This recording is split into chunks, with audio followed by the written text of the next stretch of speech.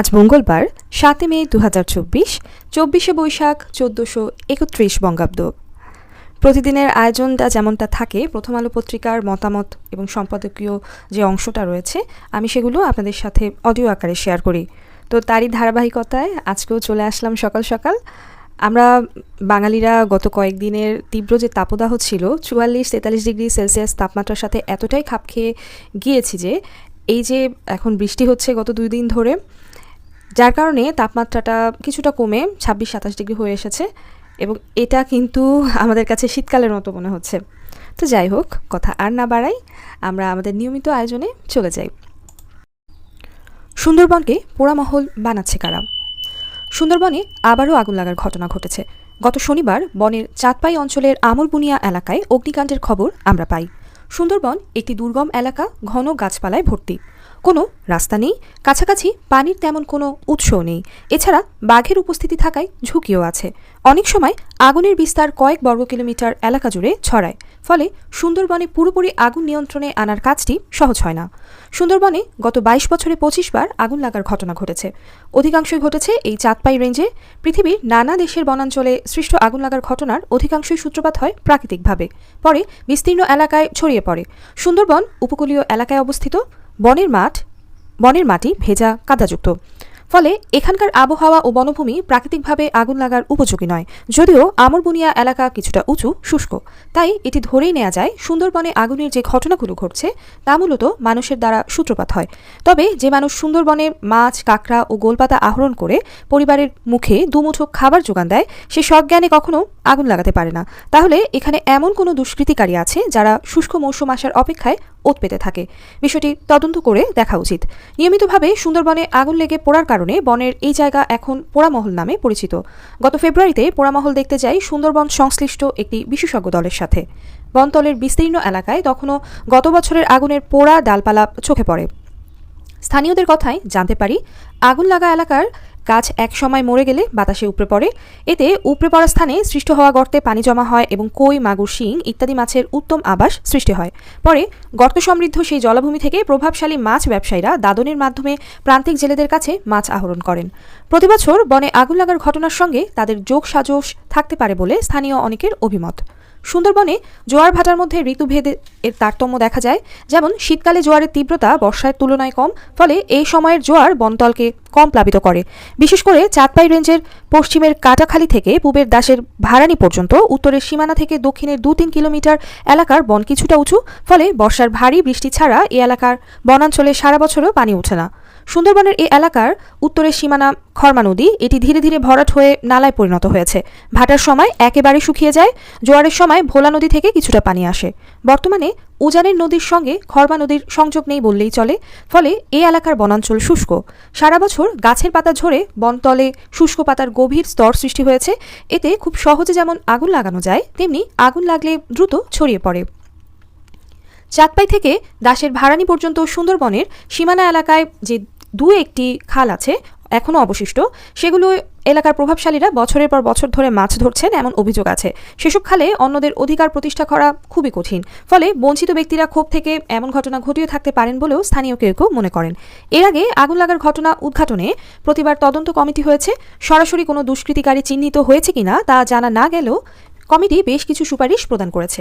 এর মধ্যে বন সংলগ্ন খাল খনন ও পুকুর খনন, পর্যবেক্ষণ টাওয়ার তৈরি, বনরক্ষীদের টহল কার্যক্রম জোরদার, সীমানা বরাবর নাইলনের বেড়া তৈরি ইত্যাদি।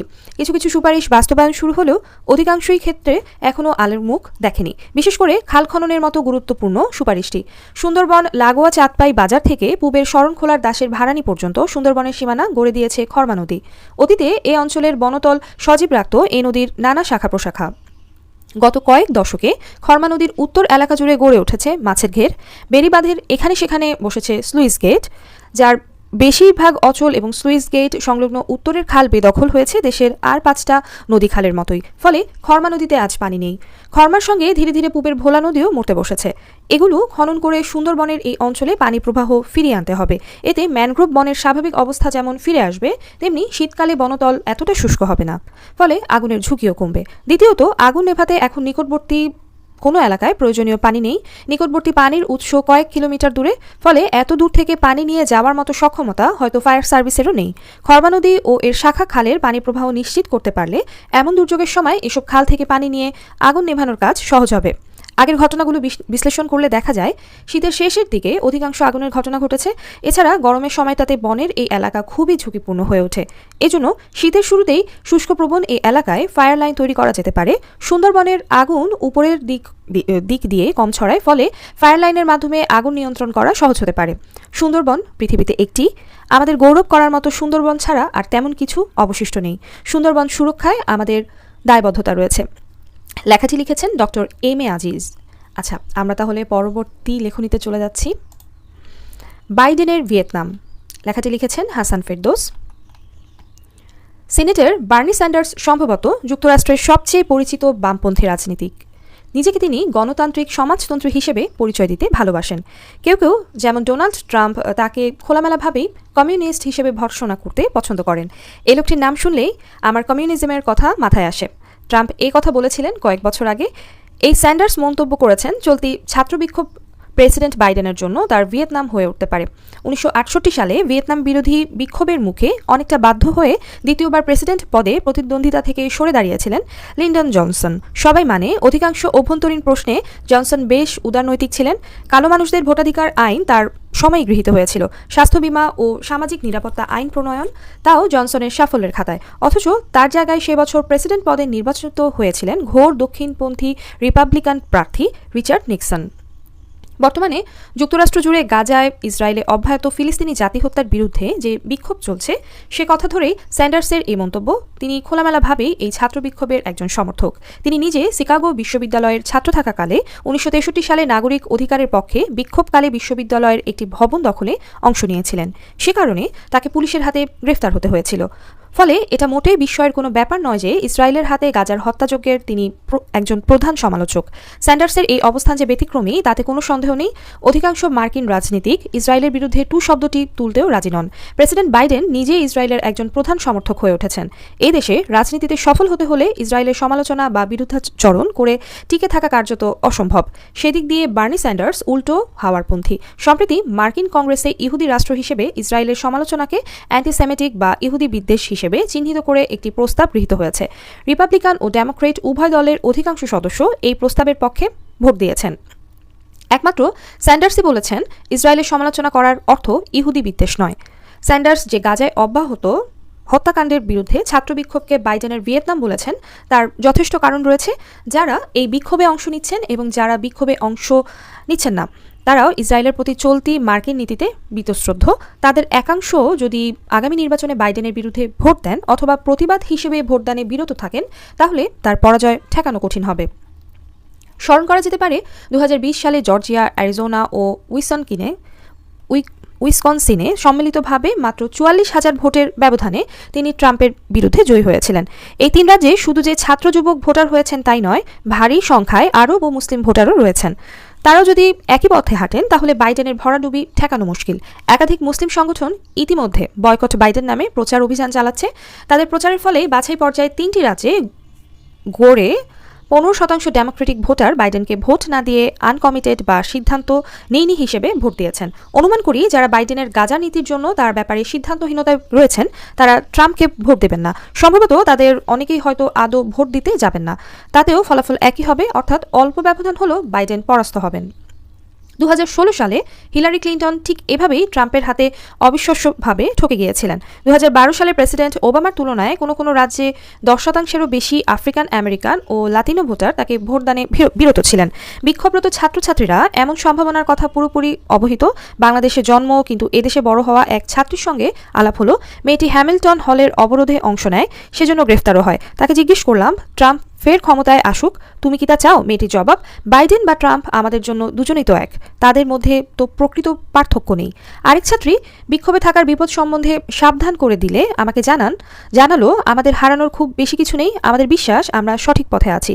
ইংরেজিতে মেয়েটি বলল, we are on the right side of history. Denver বিশ্ববিদ্যালয়ে আমার এক বাংলাদেশি অধ্যাপক বন্ধু জানালেন, চলতি প্রজন্মের অধিকাংশ ছাত্রছাত্রী রাজনৈতিক প্রক্রিয়া থেকে বিচ্ছিন্ন বোধ করে। চলতি বিক্ষোভের সেটাই আসল কারণ। তারা মনে করে যে সামরিক শিল্প কমপ্লেক্স চলতি রাজনৈতিক ও অর্থনৈতিক ব্যবস্থার পূর্ণ নিয়ন্ত্রণ গ্রহণ করছে। সেখানে তাদের কোনো স্থান নেই, তাদের কণ্ঠস্বরেরও কোনো মূল্য নেই। যে চিরস্থায়ী যুদ্ধাবস্থা নীতি হিসেবে মার্কিন প্রশাসন গ্রহণ করেছে, সে রিপাবলিকানই হোক অথবা ডেমোক্রেট, তাতে এই প্রজন্ম আশান্বিত হওয়ার মতো কিছুই দেখে না। চলতি বিক্ষোভ আন্দোলনের নেতৃত্বে রয়েছে যেসব সংগঠন, তার একটি হলো ডিসেন্ট। তাদের কথায় যুদ্ধবাজদের হাতে শুধু তাদের নয়, যুক্তরাষ্ট্রের প্রান্তবর্তী সব মানুষের ভবিষ্যৎ জিম্মি হয়ে রয়েছে। বাসস্থান, শিক্ষা বা স্বাস্থ্য রক্ষার জন্য প্রয়োজনীয় সম্পদ তাদের রয়েছে, কিন্তু সে সম্পদ কাজে লাগানোর বদলে ব্যয় হচ্ছে অন্তহীন যুদ্ধ, ব্যক্তিগত ক্ষমতা ও মুনাফার জন্য। ক্ষমতায় টিকে থাকার জন্য তাদের রয়েছে দুটি অস্ত্র: প্রচার ও ভীতির ব্যবহার। সংগঠনটি বলেছে, যারা ক্ষমতায় বসে তাদের দাবি আমাদের নিরাপদ রাখার জন্য যুদ্ধ চালিয়ে যাওয়া দরকার। তারা বলে, এদেশে কৃষ্ণকায়েরা বিপজ্জনক, তাদের সামলাতে প্রয়োজন সামরিক মানের অস্ত্র সামগ্রী। বিক্ষোভকারীরা শান্তি ভঙ্গ করছে, সেজন্য তাদের আঘাত করতে হবে এবং জেলে ঢোকাতে হবে। সন্ত্রাসীরা আমাদের গণতন্ত্র ও নিরাপত্তা বিঘ্নিত করছে, অতএব মুসলিম সম্প্রদায়কে নজরদারিতে আনতে হবে। বহিরাগতরা মাদক পাচারকারী ও চোর, অতএব সীমান্ত প্রহরা বাড়াতে হবে। অন্য কথায়, যারা সামরিকীকরণ ফলে নিষ্পেষিত, তারাই নাকি আমাদের নিরাপত্তার জন্য হুমকি। তাদের এই প্রচারের লক্ষ্য আমাদের একে অপরের ব্যাপারে ভীতি করে তোলে। কি মজার ব্যাপার! সবচেয়ে বেশি ভয় তাদের নিয়ে যারা সবচেয়ে দুর্বল। আমি নিজে দীর্ঘদিন যুক্তরাষ্ট্রের বাসিন্দা, কিন্তু বিষয়টি এখনও এভাবে বিচার করে দেখিনি। আমার প্রজন্মের সদস্যরা যারা নিজেদের প্রগতিশীল মনে করি, তারা এখনও তথ্যের জন্য সর্বতোভাবে নির্ভর করি মূলধারা তথ্য মাধ্যমের উপর। যে তথ্য মাধ্যম আদ্যপান্তে স্ট্যাটাস কো বা চলতি ব্যবস্থা টিকিয়ে রাখতে চৌপ্রহর নিয়োজিত। নতুন প্রজন্মের অবস্থানটি ভিন্ন। তারা তথ্য অথবা তত্ত্বের জন্য নির্ভর করে বিকল্প তথ্য মাধ্যমের উপর। ফেসবুক বা ইনস্টাগ্রাম ছাপিয়ে অন্যতম প্রধান তথ্যসূত্র হয়ে উঠেছে টিকটক। যুক্তরাষ্ট্রে 15 থেকে 17 বছর বয়সী 70% অধিক টিকটক থেকেই তাদের দৈনিক তথ্য পেয়ে থাকেন। আর ঠিক সেজন্যই এই টিকটককে নিষিদ্ধ করতে চায় বাইডেন প্রশাসন। আমাকে কথাটা জোর দিয়ে বলল এমরি বিশ্ববিদ্যালয়ের এক ছাত্র। শেষ করার আগে বার্নি স্যান্ডার্সের কথায় ফিরে যাই। সিএনএনকে দেওয়া এক সাক্ষাৎকারে তিনি বলেছেন, ছাত্র যুবকেরা যে বিক্ষোভে ফেটে পড়েছে তার অবশ্যই কারণ আছে। তাদের দাবি, ইসরায়েলের দক্ষিণপন্থী নেতানিয়াহু সরকারকে অস্ত্র সরবরাহ বন্ধ করতে হবে। ইসরায়েলের এই সরকার ফিলিস্তিনি জনগণকে ধ্বংস করতে এক ভয়াবহ যুদ্ধে লিপ্ত। আমি আশা করব শুধু নৈতিক কারণে নয়, পলিসিগত কারণেও বাইডেন প্রশাসন নেতানিয়াহুকে যা খুশি করার জন্য ব্ল্যাঙ্ক চেক দেওয়া বন্ধ করবে। বাইডেন বলেছেন, ইসরায়েলের প্রতি তার প্রদত্ত অঙ্গীকার লৌহবেড়ির মতো শক্ত ও স্থায়ী।